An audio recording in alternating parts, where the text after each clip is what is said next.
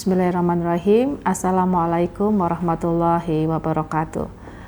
Salam sejahtera bagi kita semua.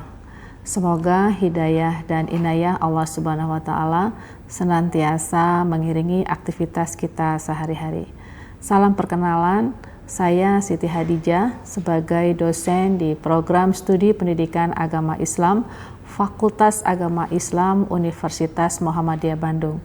Sejak tahun 2017 hingga hari ini masih konsisten memberikan pendidikan bagi mahasiswa pendidikan agama Islam di mata kuliah utama saya adalah mata kuliah strategi dan metode pembelajaran pendidikan agama Islam. Mata kuliah ini diampu oleh saya pada semester 4 sejumlah 2 SKS. Mata kuliah ini merupakan mata kuliah wajib untuk menguatkan kompetensi pedagogik calon guru pendidikan agama Islam. Tugas saya sebagai desainer pembelajaran, kemudian fasilitator, dinamisator.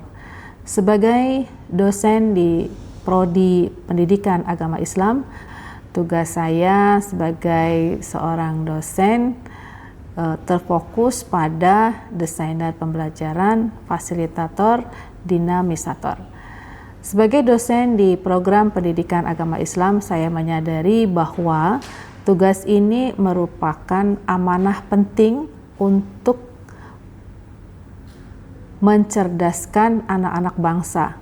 Oleh karena itu, untuk memperkuat keilmuan, saya konsisten mengadakan selain pengajaran, juga penelitian, pengabdian kepada masyarakat, dan pengabdian kepada Persyarikatan Muhammadiyah. Program Studi Pendidikan Agama Islam melahirkan guru pendidikan agama Islam abad 21 yang mempunyai kompetensi diantaranya kompetensi pedagogik dan kompetensi profesional. Sebagai seorang dosen PAI, saya senantiasa beradaptasi pada dinamika pendidikan saat ini. Sepanjang berkarir di Universitas Muhammadiyah Bandung, saya sempat diamanahi sebagai Ketua Program Studi Pendidikan Agama Islam pada tahun 2020 hingga tahun 2023. Tugas utama saya adalah memecahkan stigma lama yang menganggap pembelajaran PAI bersifat teacher-centered learning menjadi pembelajaran PAI yang mempunyai karakteristik student-centered learning.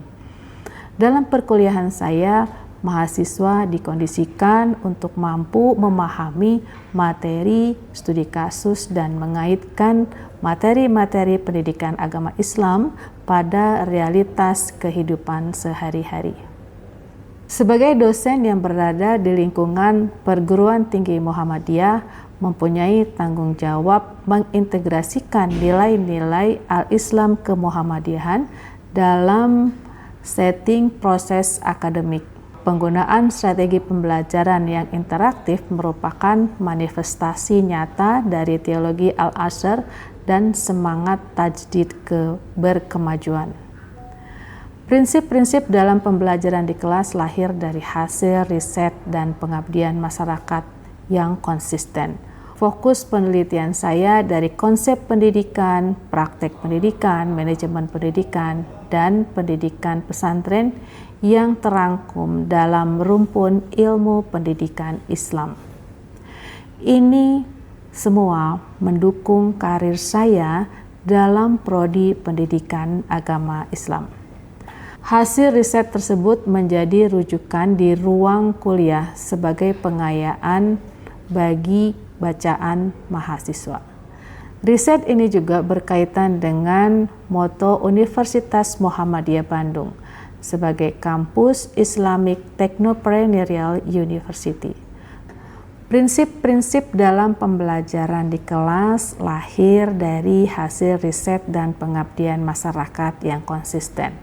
Fokus penelitian saya dari konsep pendidikan, praktek pendidikan, kemudian manajemen pendidikan, dan juga pendidikan pesantren yang semua itu terangkum dalam ilmu pendidikan Islam.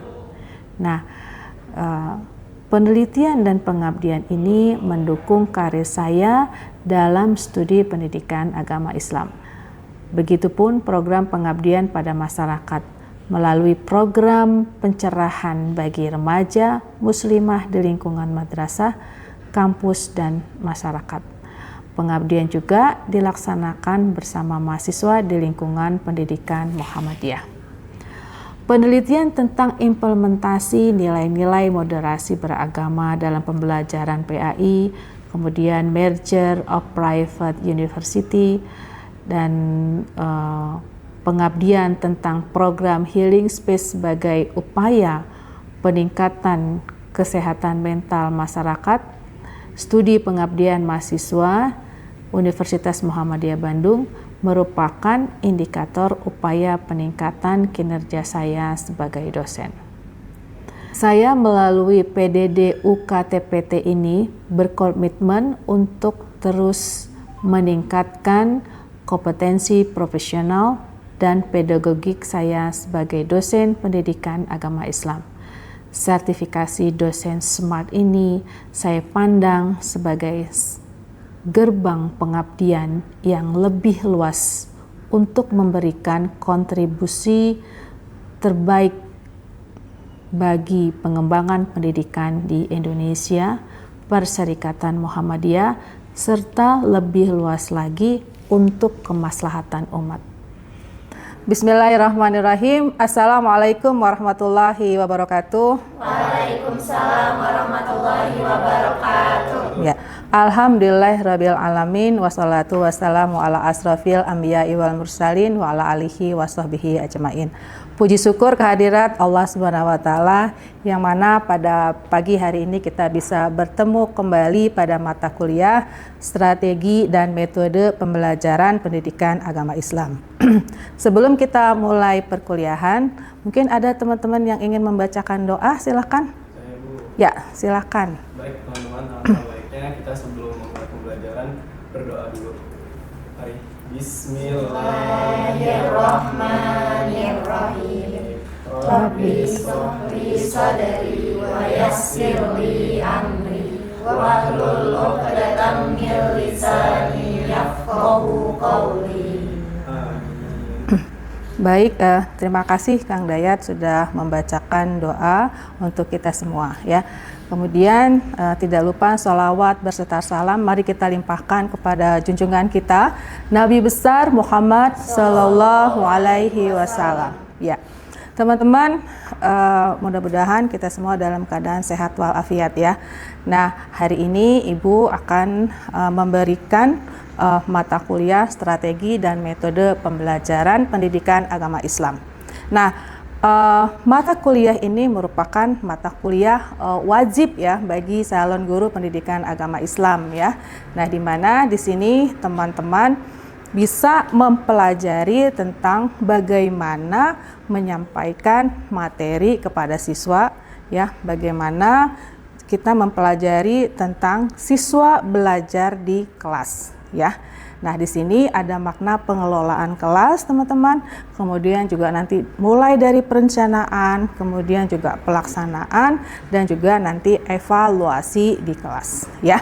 Nah, strategi dan metode pembelajaran pendidikan agama Islam ini akan kita tempuh selama 1 semester ini dengan jumlah 2 SKS, ya.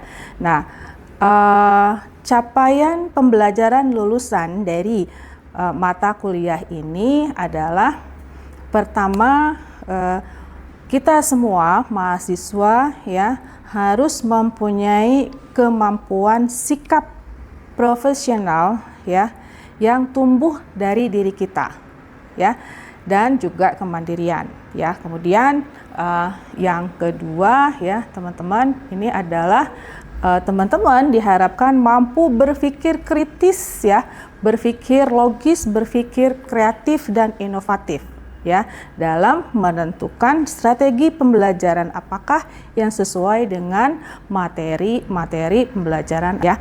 kemudian teman-teman, yang ketiga adalah kemampuan siswa ya dalam mengcombine strategi pembelajaran dengan metode pembelajaran. Ya. Nah, di sini teman-teman dibutuhkan inisiatif teman-teman sebagai seorang calon guru pendidikan agama Islam. Ya. Nah, ada capaian pembelajaran lulusan dan juga nanti ada capaian pembelajaran mata kuliah. Ya. Teman-teman semua diharapkan setelah mempelajari materi-materi di strategi dan metode pembelajaran ini diharapkan mampu menguasai pertama teman-teman konsep student center learning dan juga pendidikan karakter ya. Nah, yang kedua teman-teman tentu harus menguasai yang namanya jenis-jenis strategi pembelajaran. Ya, nanti kita akan belajar tentang 8 jenis ya strategi pembelajaran ya. Kemudian teman-teman diharapkan juga setelah teman-teman mempelajari ini, teman-teman mempunyai kesanggupan menyesuaikan strategi pembelajaran dengan metode pembelajaran ya. Nah, tentu nanti teman-teman juga mempelajari pengembangan siswa ya, pengembangan psikologi siswa ya. Untuk perkembangan psikologi siswa mungkin teman-teman sudah mendapatkan mata kuliah sebelumnya, yaitu psikologi pendidikan, kemudian juga psikologi perkembangan ya, dan juga mata kuliah yang lainnya ya. Nah, dari situ diharapkan teman-teman nanti bisa menjadi seorang guru pendidikan agama Islam yang inovatif dan juga mandiri dan profesional ya. Selanjutnya ada yang kita sebut strategi. Nah, kira-kira nih teman-teman, strategi pembelajaran itu meliputi apa saja? Ada nggak yang tahu? Kira-kira silakan dijawab.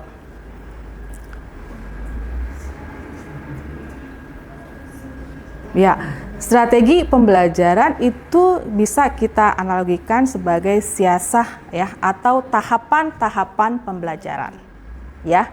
Nah, tahapan-tahapan pembelajaran ini teman-teman kita harus tempuh saat kita akan mengajar ya. Pertama, siapa yang bisa jawab tahapan pembelajaran? Ya, silakan. Yang pertama, kita harus merencanakan pembelajaran. Terus yang kedua, kita juga harus membuat RPP atau silabus perencanaan. Iya. Terus yang ketiga itu merencanakan media pembelajaran. Iya. Terus ada melaksanakan pembelajaran. Iya. Yang terakhir itu mengevaluasi pembelajaran melalui post-test. Oke, bagus ya teman-teman ya. Nah, itu tahapan pembelajaran ya teman-teman. Nah, tahapan pembelajaran ini harus kita tempuh ya sebagai seorang guru. Nah, setelah itu teman-teman ada yang namanya pelaksanaan pembelajaran ya. Nah, di situ ada interaksi antara guru dan siswa. Ya, di sini ketika kita berinteraksi kita harus menggunakan strategi pembelajaran. Ya. Nah, supaya apa tujuannya teman-teman? Supaya pembelajaran dan pengajaran kita berlangsung secara efektif dan efisien. Ya.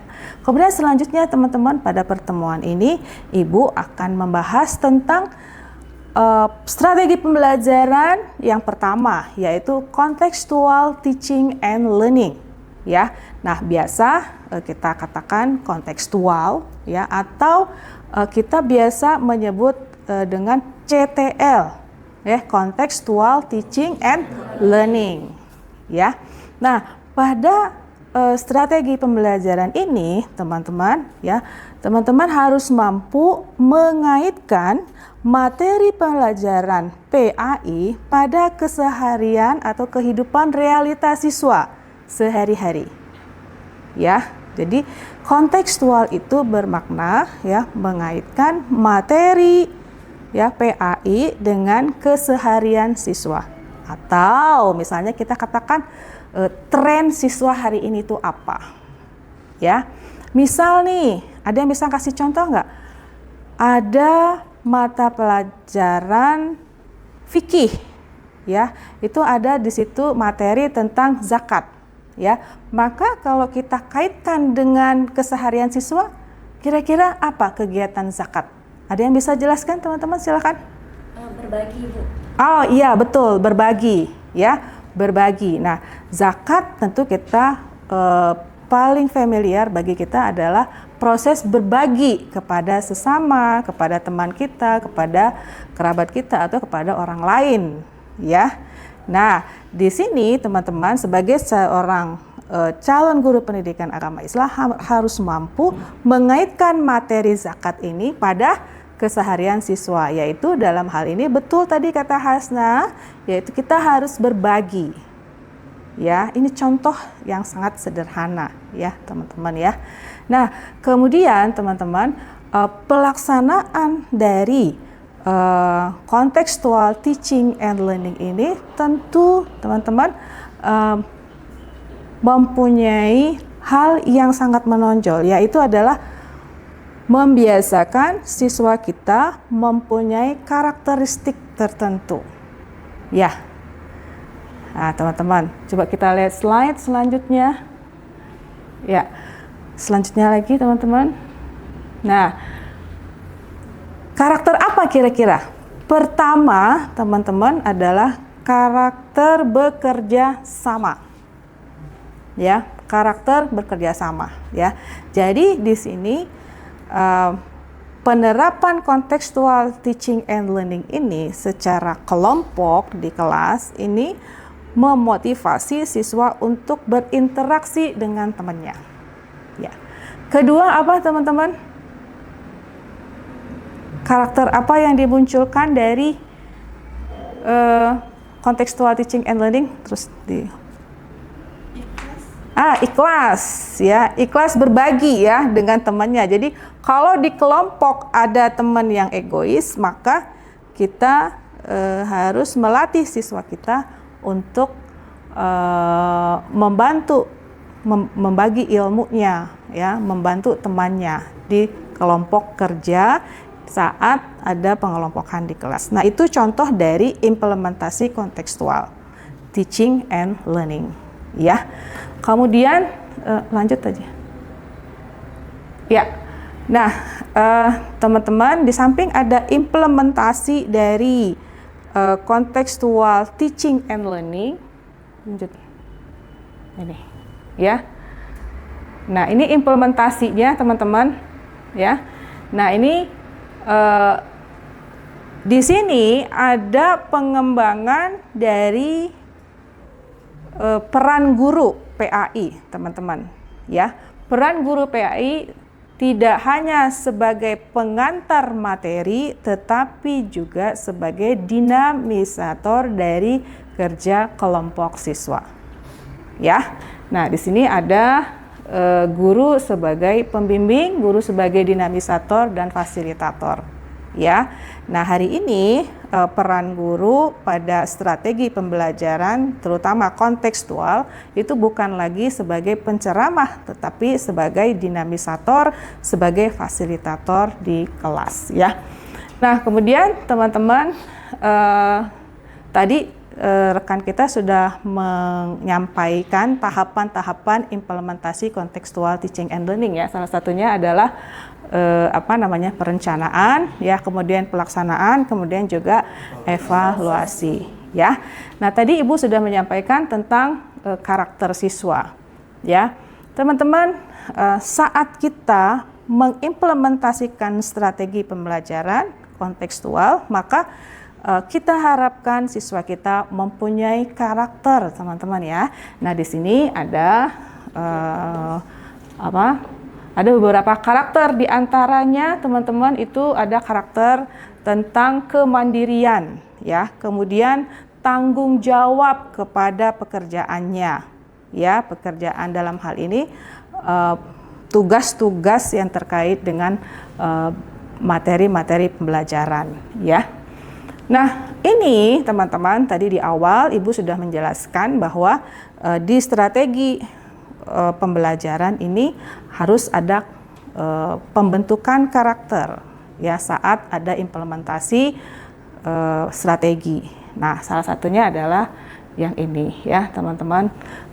Juga di sini kita melatih karakter kepedulian pada sesama ya.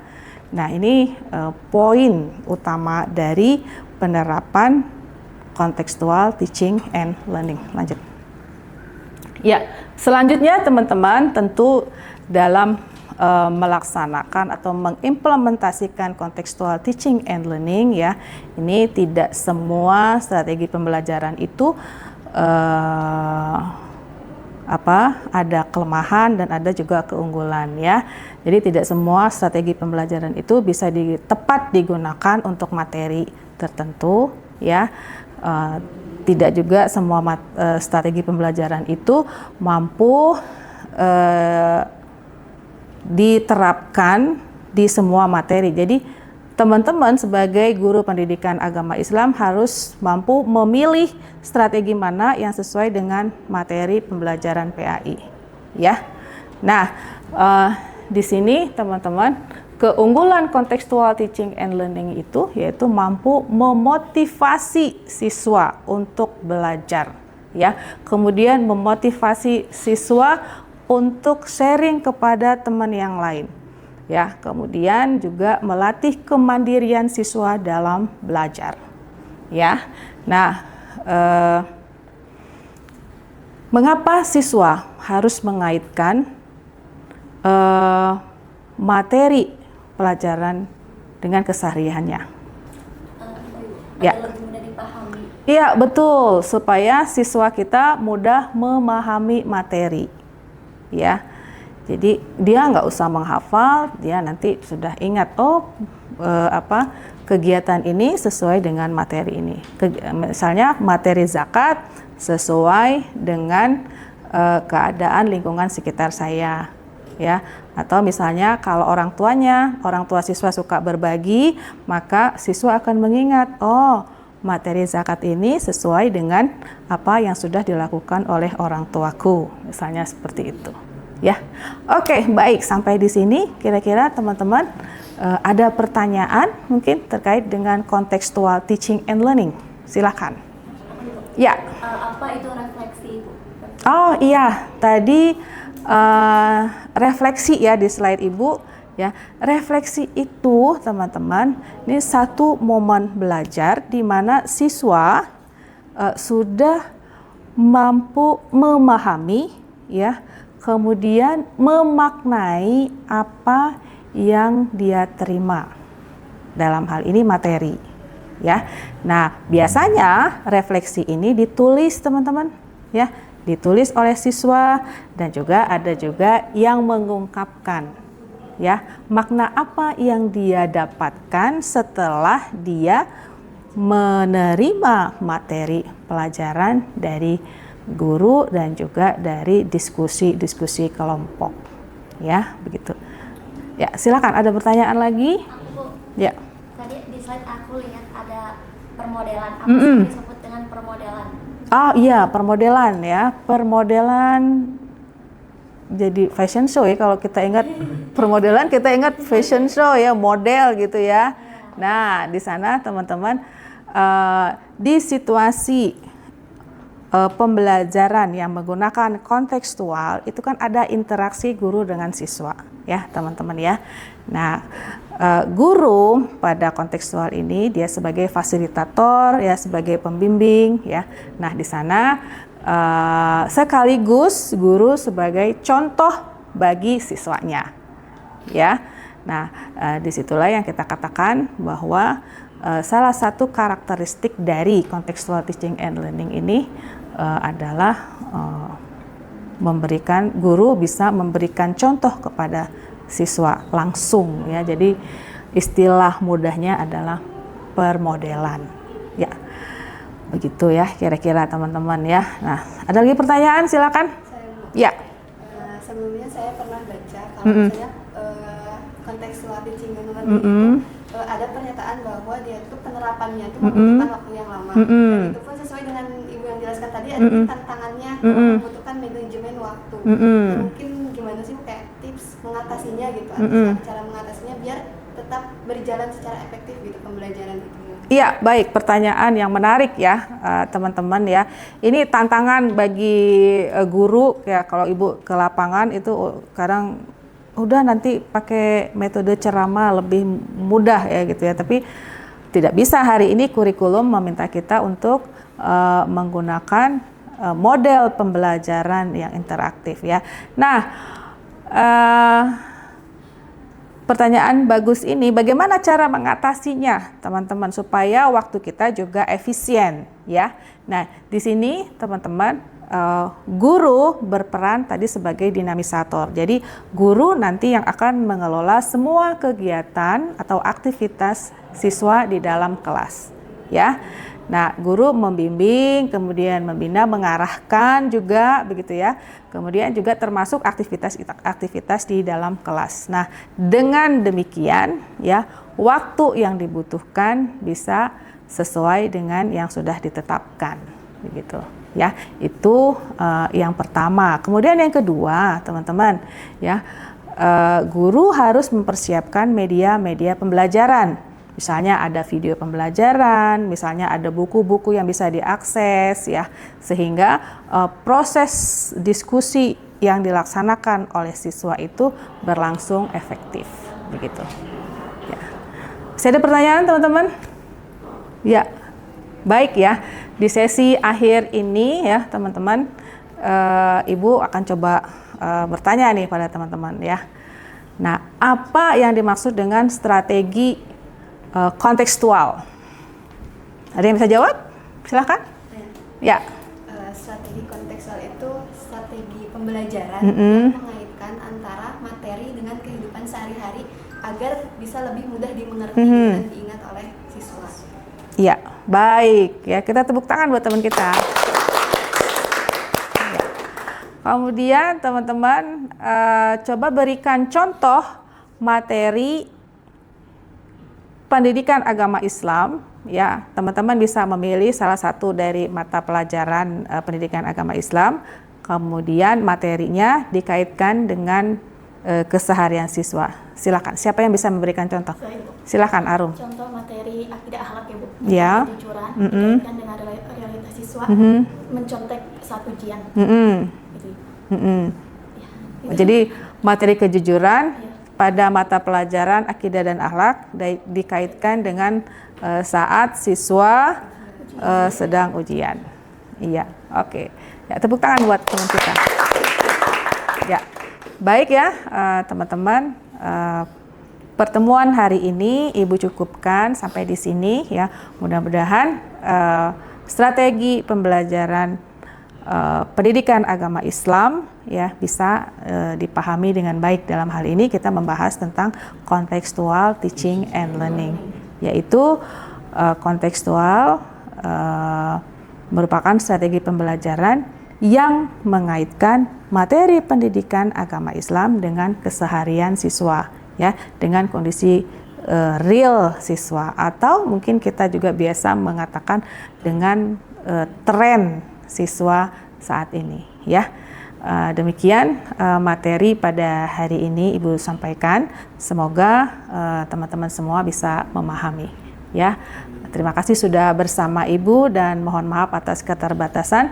Nasrul minallah fatun qarib wa basyiril mu'minin. Wassalamualaikum warahmatullahi wabarakatuh. Waalaikumsalam warahmatullahi wabarakatuh. Kiranya PDD UKTPT ini saya sampaikan sebagai syarat mengikuti sertifikasi dosen. Terima kasih banyak pada berbagai pihak yang sudah mendukung kegiatan ini. Mohon maaf atas keterbatasan. Nasrul minallah wa fatun qarib wa basyiril mu'minin. Wassalamualaikum warahmatullahi wabarakatuh.